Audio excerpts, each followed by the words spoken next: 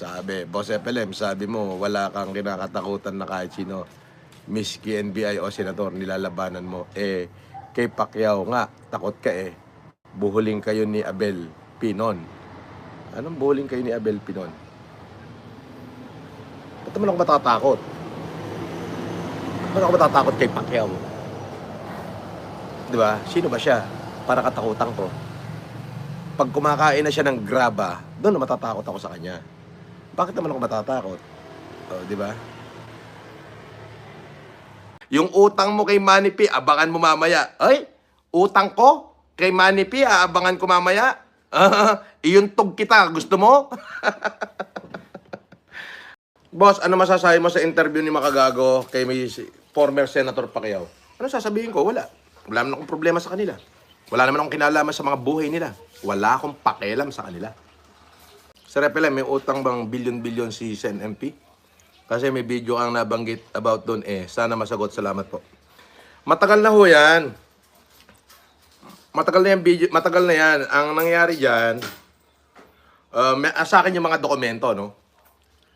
So, 2018 yan.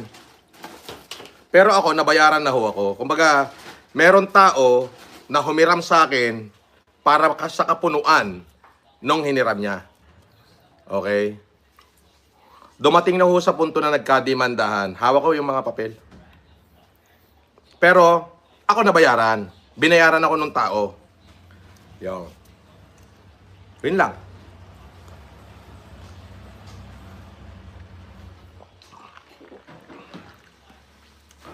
Oo. Pwede nyo i-verify yan. Pwede nyo pa-check sa sa Hall of Justice ng Quezon City. Yan na yung huling beses ko sasagutin yan. Yung direkta, sa akin, wala. Pero sa tao na nagbigay sa kanya, meron akong kabahagi doon. So, yon. Nabayaran naman ako. So, yon. Ganun yun. So, matagal na yan. 2018-19 pa yan nangyari. Anong petsa na? 2026 na. 2018, may hawak akong papeles. Yung laban sa kasuhan yon between the former senator and my group. But my group represented by one person. So, may pera ako doon. Yun. Matagal na tapos yan, pero hawak ko pa yung mga dokumento. So, hindi naman ako nagpapakalat yan Nagpapakalat niya lang kayo. Boss, ano masasabi mo sa interview niya kay Pacquiao? Pakialam ko sa kanila. Kung ano yung binitawan ko salita noon, totoo yun. Oo, sa akin lahat ng ebidensya, lahat ng papel, lahat ng kasuhan nasa akin. Hawak ko kasi nandun ako nung nagkakasuhan. Pero yan ay tapos na. Okay? Bakit kinakalkal nila? Sino ba nagkalat ng mga video na yan? Hindi naman ako. So, dapat ang kasuhan nyo nagkalat ng video. Data Privacy Act yan. Di ba? Kung yan ay intensyon ko na ikalat, pwede akong kasuhan. Hindi ko naman kinalat yan Private conversation yan. Tanga ka ba? Wala naman akong problema kay Senator Manny Pacquiao. Wala naman kayong problema niyan. In fact, yung kapatid niya na si Ruel, nakakalaro ko ng bilyar.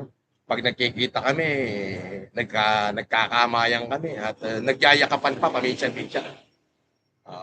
So kasi, iba yung pangyayari noon sa pangyayari ngayon. Iba yon. Yung pangyayari noon, natapos na yan. At ako, hindi ako nagbitaw ng salita ng wala akong basihan. Kung ano man yung nabitsawa ko salita, pribado yon at kami-kami lang. Iilang tao lang. Ako lang at yung taong kasama ko. Ayun yon. Ngayon, nung kumalat yan, kung sino nagpakalat yan, yun ang tarantado. Hindi ako. Okay? Ganun yun. Dapat yung nagpakalat, pero wag nila ako sasalingin. Kompleto ako ng dokumento. Pag sinaling nila ako, din doon ako magsasalita. Putang ina, wala rin ako inaatrasan kahit sino pa sila. Ganun yun. Para kahit minsan hindi pa umurong ang bayag ko kahit saan laban. Puta, nung pandemic nga, lahat kinalaban ko, wala akong pake. Di ba? Kaya hindi ako yung taong hindi pinagtatatakot. Haharapin ko lahat ng legal battle sa buhay ko ng may dignidad at karangalan. Huwag niyo akong kakamtiin, putang ina niyo, hindi niyo ako kaya. Nasa akin lahat ng dokumento niyan. Sabi ko nga, kahit sino pa ka pa, senador ka man o kung sino ka pa, huwag mo akong sasalangin. Buha ka ng ina ka, hindi kita atrasan. Kompleto ako ng dokumento, pati yung kaso, pati yung paghihiring natin sa Quezon City, kumpleto ako. Okay? Dahil kabahagi ako niyan. Okay? So, nasa akin yan, nakatago. Pero, ulitin ko, hindi ko yan nilabas para manira ng kapwa ko. Kung sino yung naglabas niyan, yun ang sampal-sampalin nyo sa muka. At kung sino yung nagpapakalat niyan, yun uli yung sampal-sampalin nyo sa muka. Sila nagpapakalat, dapat yan ang sampalin mo sa muka. Huwag ka sa akin magagalit kasi lahat ng sinabi ko totoo. May katotohanan. Dahil meron ako nung nung case number natin eh. Meron akong kopya lahat niyan. 'Di ba? Pati paghihiring, pati yung mga bodyguard ko noon pagka naghihiring, andyan. Pero hindi ko naman yan pinakalat eh. At lalong hindi ko naman yan pinagkalat dahil natapos na yan. Siguro nung mga unang araw, nung hindi pa na nagkakaayusan lahat, nung hindi pa na ibabalik ni Bernard yung pera ko, maaaring nakapagsalita ako ng ganyan, pero hindi para ipakalat kung kanino man. May babanatan ako senador ngayon. Share nyo na.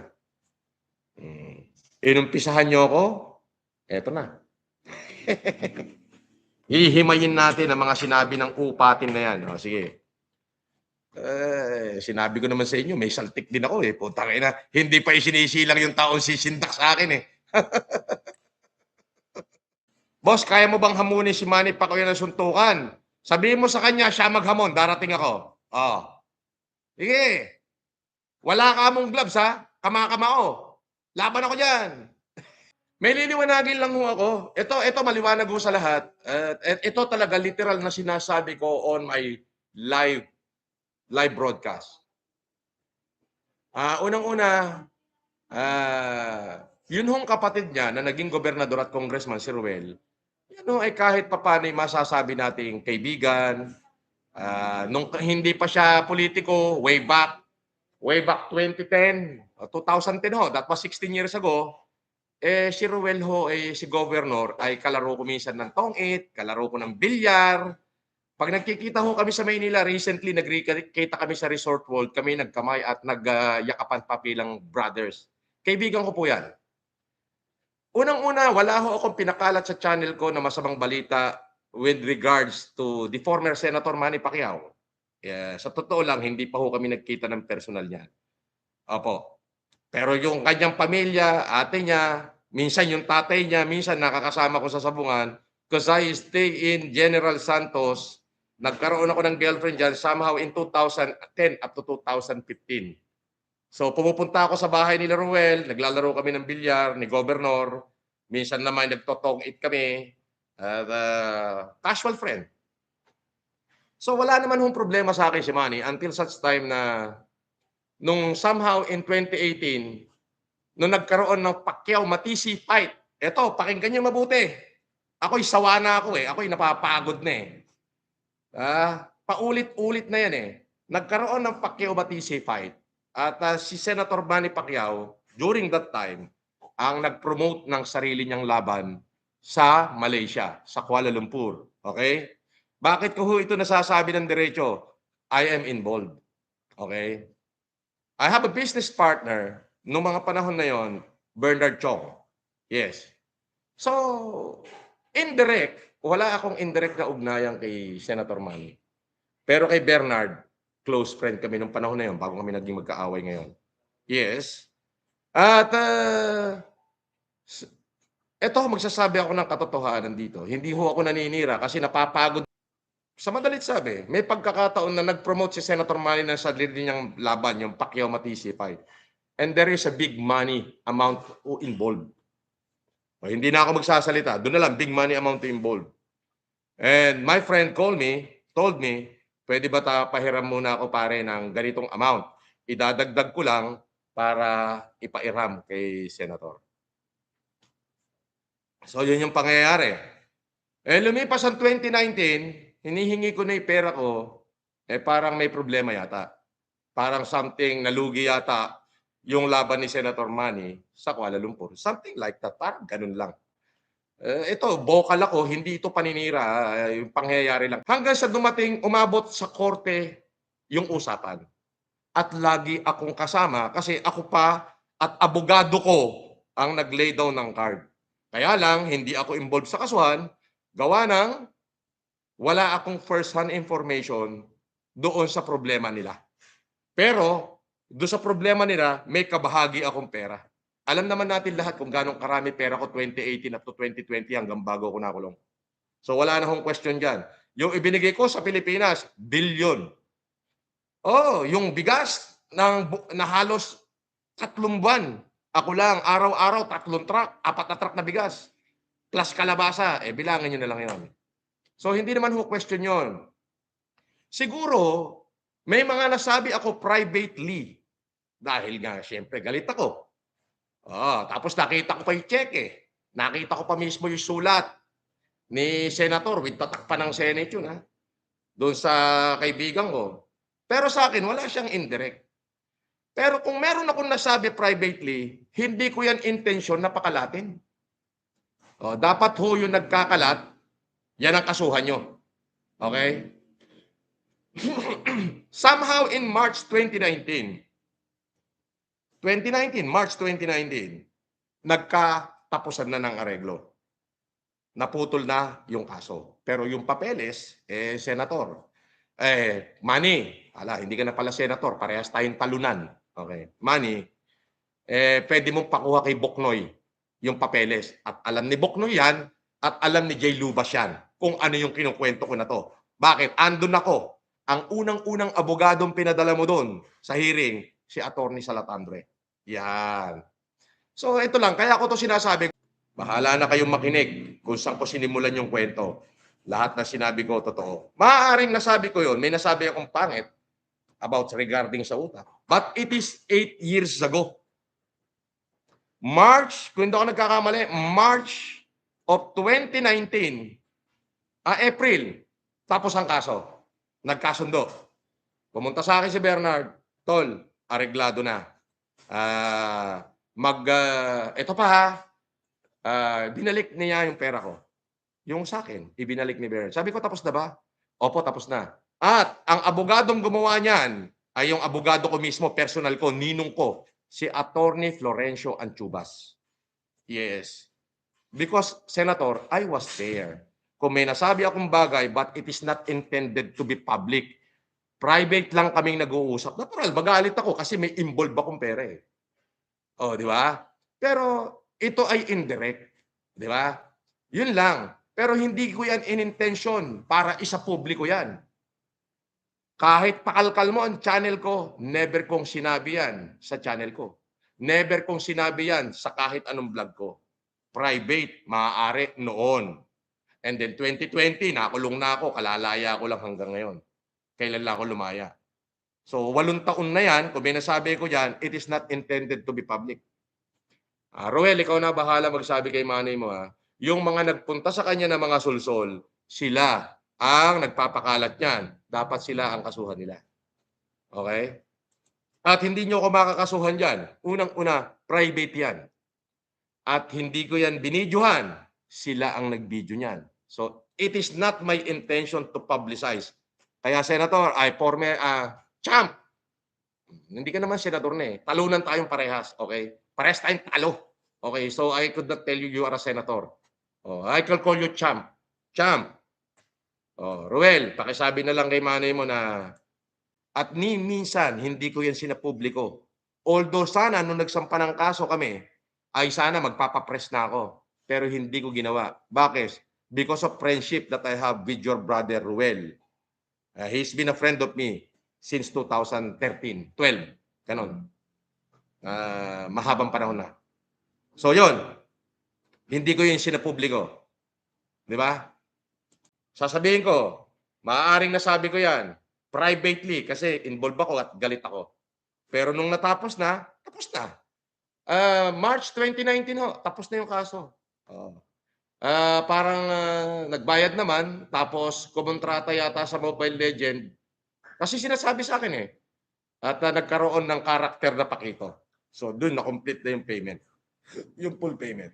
Parang ganon. So, nandun na ako sa Jensan at yung kapatid niyang gobernador, kalakalaro ko na sa mismong bahay nila. 2028, Pacman, paramihan tayo boto.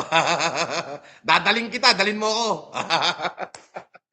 Oo, hindi ko na ipapakita. Oo, hindi ko na ipapakita. Oo. Oh, pero kasi pag pinakita ko, it is proof kung ano yung sinasabi ko. Oo.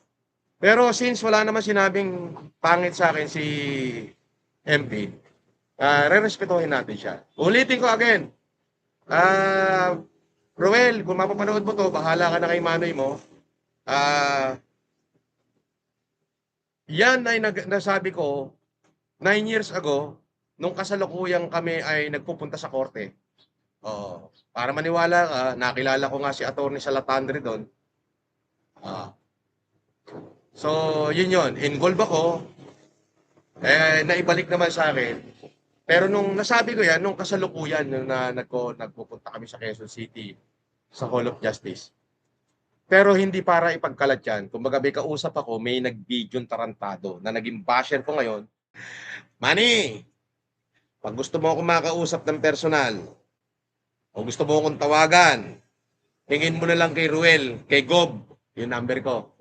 O kaya, tarong mo na lang sa pata mo, kay Jay Lubas, o kaya kay Punoy.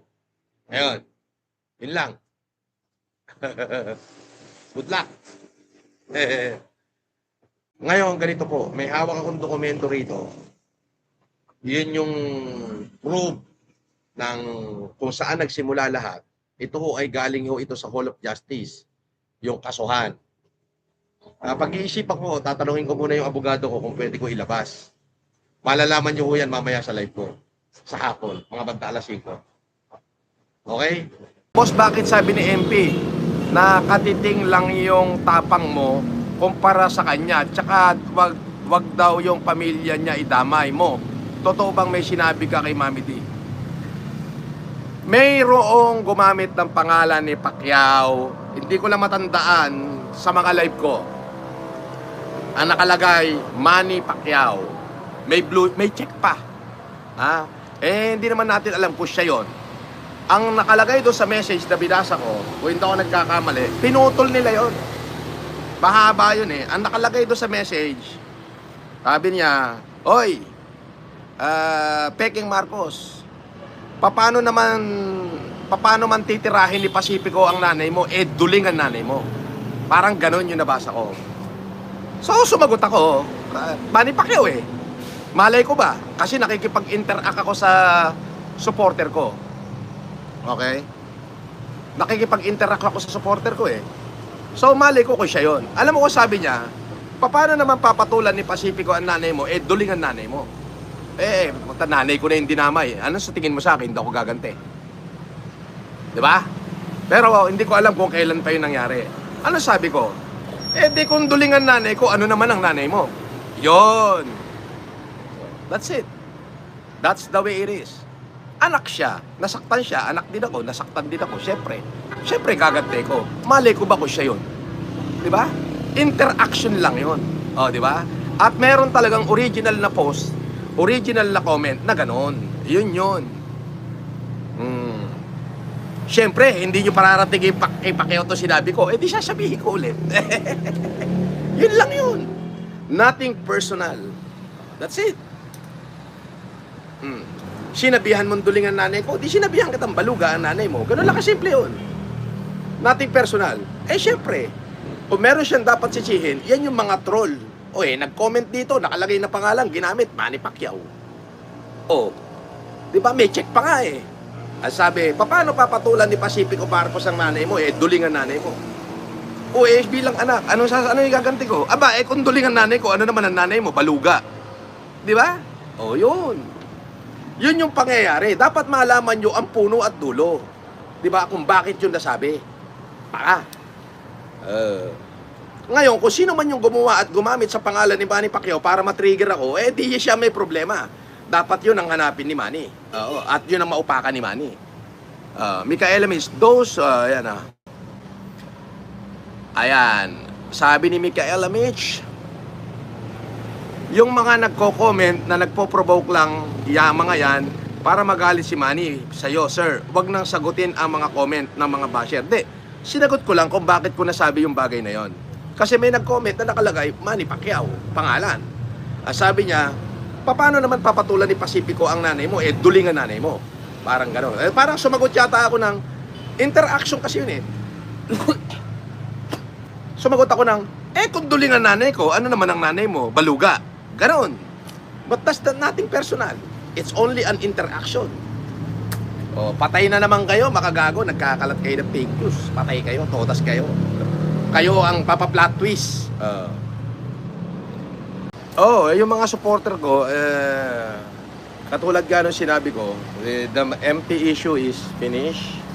Yes. I did pay my respect to them. Kaya lang, sabi ko nga, Pacman, wala kang dapat ikagalit sa akin. Kung meron kang dapat ikagalit, yung mga tarantado nagpo-provoke sa akin na ginagamit ang pangalan mo. As in, pangalan mo talaga yung nakalagay. So, hindi ko naman alam. Akala ko ikaw talaga yon. So, kaya ako nasabi yon. Binanatang kasi nung Manny Pacquiao yung nanay ko. So, gumanti lang ako. Kung sinabi ko na, sabi kasi nung salita na, sabi kasi nung pangalang Manny Pacquiao dyan, may palipad pa nga yan eh. Magkasunod sila nung Bernard Chong. Kung naalala ko. Tapos Manny Pacquiao naman. Sabi ng Manny Pacquiao, nung nag-comment yan, pangalan Manny Pacquiao.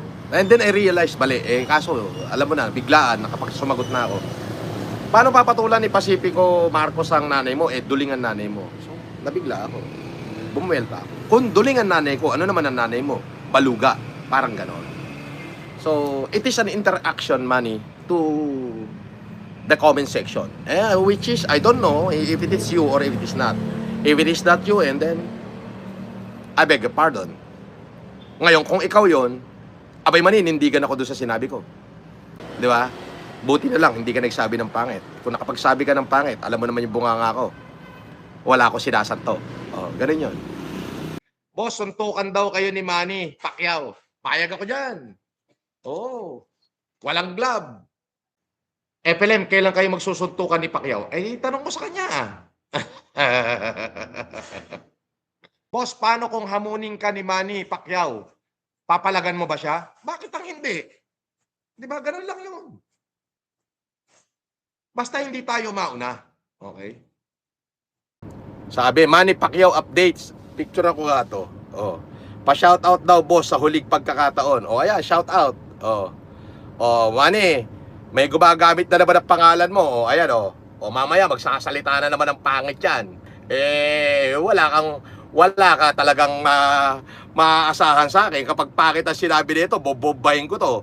Kung ikaw man yan, di ikaw ang tatamaan. Ayan. Ayan ginagamit talaga yung pangalan mo. Ayan, nagpapalipad pa nga.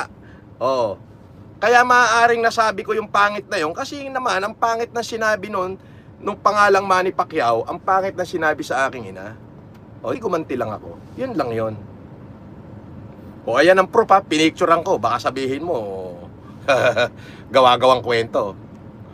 Alam mo ba, boss, pag sinapak ka ni Pacman para kang sumalo ng shotgun, alam mo rin ba na yung kaliwang kamay ko pang ospital at yung kanang kamay ko pang simenteryo? Don't underestimate me, okay? Parehas lang ang edad namin. Parehas kami pinanganak. Batang Gen Z. Generation X pala. Parehas kami Gen X. Okay?